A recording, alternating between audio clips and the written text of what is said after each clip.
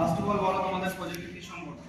School management system, যেটা আমাদেরকে আধুনিক যুগে সবচেয়ে থেকে গুরুত্বপূর্ণ কাজের জন্য এই সফটওয়্যারটা তৈরি করা হয়েছে। এটা হচ্ছে ক্লাউড বিহীন, কোনো সার্ভার ছাড়াই সম্পূর্ণ গুগলের উপর কাজ করছে। গুগল কিসের উপর? গুগল গুগল সিট এবং অ্যাপ স্ক্রিপ্টে। আচ্ছা, তার মানে ওয়েবসাইটে যে কোনো জায়গাতে লাইভ এখন বর্তমানে যে কোনো জায়গায় লাইভ হয়েছে। বেশ, কী কী অপশন আছে দেখো। এখানে এখানে রয়েছে ড্যাশবোর্ড, পুরো এখানে টোটাল স্টুডেন্ট, এখানে স্টুডেন্ট ইনকোয়ারি, ইউজার যতগুলো থাকবে, এখানে থাকবে এক্সপেন্স, আর এখানে কালেকশন। ফার্স্ট অফ অল আমাদের থাকবে এখানে স্টুডেন্ট রেজিস্টার, আমরা এখানে ক্লিক করে স্টুডেন্ট রেজিস্টার করতে পারবো। দ্বিতীয়ত এখান থেকে অ্যাটেন্ডেন্স মেনটেন, অ্যাটেন্ডেন্স, তারপর রয়েছে ইনকোয়ারি, অ্যাপ্লিকেশন। তো কোনো স্টুডেন্ট যদি ছুটি নেয়, অ্যাবসেন্ট হয়, তা এখান থেকে অ্যাপ্লিকেশন করা যায়। তারপরে রয়েছে আমাদের ফিজ ম্যানেজমেন্ট, এখান থেকে কোনো একটা স্টুডেন্টসের রেজিস্টার নম্বর এন্টার করলাম, সার্চ করবো, এখানে স্টুডেন্ট ইনফরমেশন শো হলো, এখান থেকে মান্থলি অ্যামাউন্ট এবং রিমার্কস এখানে পেড হয়ে গেল। একবার একটা অ্যামাউন্ট ইয়ে করবো। আমি সাপোজ ফেব্রুয়ারি মান্থের করছি, 500 টাকা দিলাম মান্থলি ফিজ হিসেবে, এটা রিমার্কসে লিখে রাখলাম, পেড করব।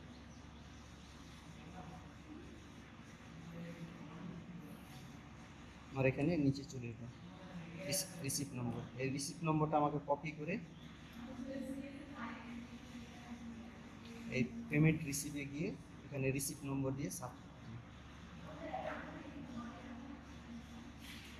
তাহলে রিসিপ্ট জেনারেট হয়ে যাবে। আচ্ছা, চাইলে এই কপিটাকে আমি স্টুডেন্টসকে দিতে পারি, এখানে প্রিন্ট আউট ক্লিক করলে প্রিন্ট হয়ে যাবে। এখানে কোনো লোগো অ্যাড নেই? না।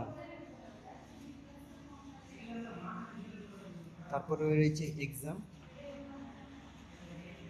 এখানে রয়েছে এক্সামের রুটিন রয়েছে। দ্বিতীয় রয়েছে অ্যাটেন্ডেন্স, কতদিন কোন স্টুডেন্ট আসছে, পুরো অ্যাটেন্ডেন্সটা, ওয়ার্কিং ডে উইজ। তারপরে রয়েছে অ্যাডমিট কনফিগার, মানে অ্যাডমিশনের টার্মস অ্যান্ড কন্ডিশন, সিগনেচার ইত্যাদি। তারপর রয়েছে অ্যাডমিট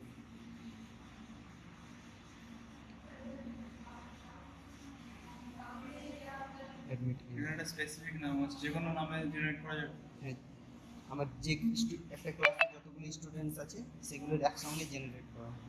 সবার একসাথে থাকবে? হ্যাঁ, সবার একসঙ্গে থাকবে। দেখি তাহলে নিচের দিকে নামো। আর কত স্টুডেন্ট?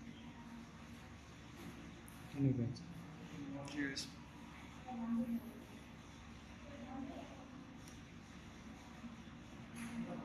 তারপর রয়েছে মার্কস এন্ট্রি, এখানে ক্লিক করার পর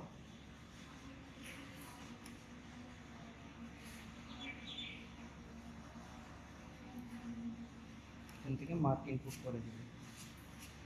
এটা খালি না? এটা মার্ক ইনপুট, একটা আমি স্যাম্পল দিয়ে দিচ্ছি, 40, এখানে পেয়েছে 7, তারপর হচ্ছে 30, 10,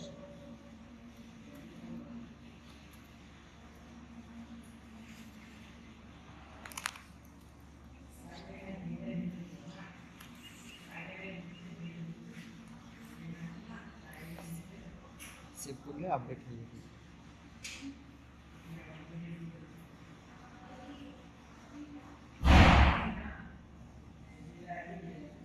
তারপরে রয়েছে মার্ক স্লিপ,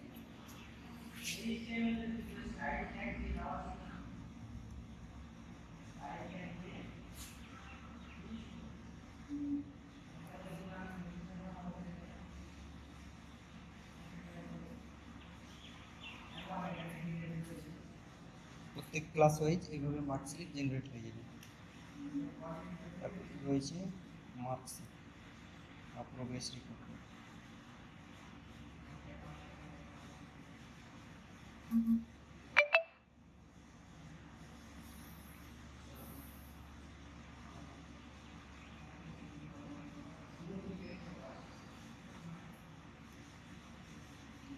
হোস্টেলটা দেখো। তারপরে রয়েছে হোস্টেল।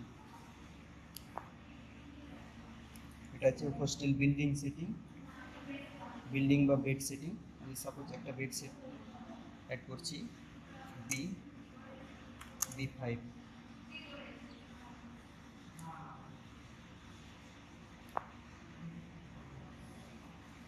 অ্যাড হয়ে গেলো B5।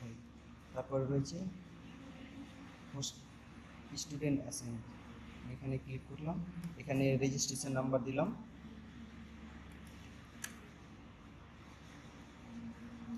এখানে বিল্ডিং দিলাম, বয়েজ না গার্লস বিল্ডিং, বয়েজ, ফ্লোর নম্বর দিলাম, তারপরে রুম দিলাম, রুম 1, অ্যাভেলেবেল ভার্ব যেটা রয়েছে সেগুলো অ্যাড করছি। অলরেডি অ্যাসাইন করা আছে এই স্টুডেন্টসটা।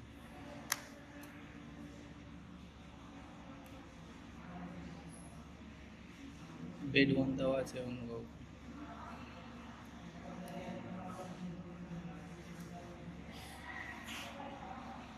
অলরেডি বেড মানে এটা এখানে খালি নেই।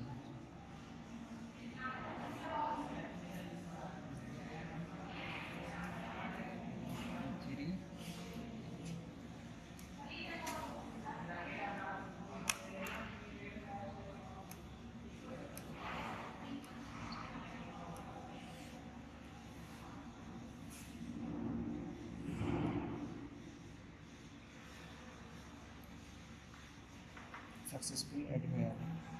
এখানে আমার দেখাবে যে বেডগুলো দেওয়া রয়েছে সেগুলো রেড হয়ে যাবে, আর এখানে রিপোর্ট, পুরো রিপোর্ট তাকে কোন বেডটা দেওয়া হলো। আর রয়েছে এখান থেকে একাডেমিক স্কোর, কি ধরনের সাইট? এটা হচ্ছে school management, school management website. কোন টাইপের ওয়েবসাইটের মধ্যে পড়ে? এটা এটা সার্ভার ওয়েবসাইট, সার্ভার মানে সার্ভার ছাড়াই।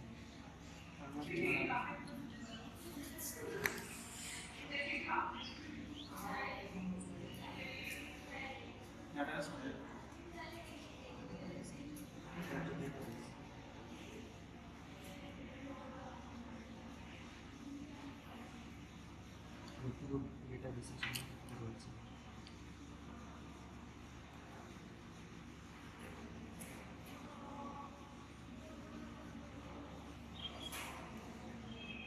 ডেটাবেস রয়েছে, কোড রয়েছে, ডেটাবেস।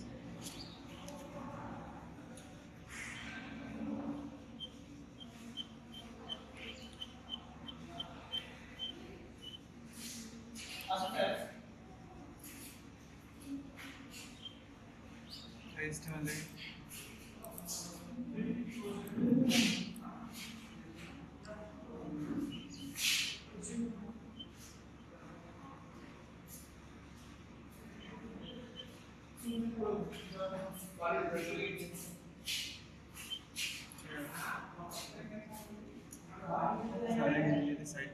কি বলি সেটিং এ গেছে।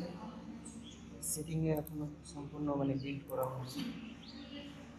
স্কুলের নাম রয়েছে, ভ্যালু রয়েছে, ইউজার আছে, ইউজার লগইন আছে। ইউজার আছে, শুধু এখানে ইউজার লগ ইন অ্যাডমিনই ইউজ করছে। আচ্ছা।